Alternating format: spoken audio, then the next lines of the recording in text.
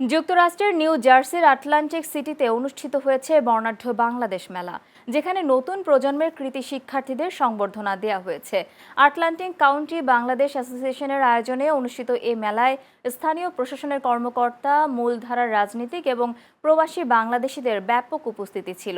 অনুষ্ঠানে city mayor মার্টি small কৃতি শিক্ষার্থীদের হাতে পদক ও প্রশংসাপত্র তুলে দিয়ে বাংলাদেশি কমিউনিটির অবদানের প্রশংসা করেন।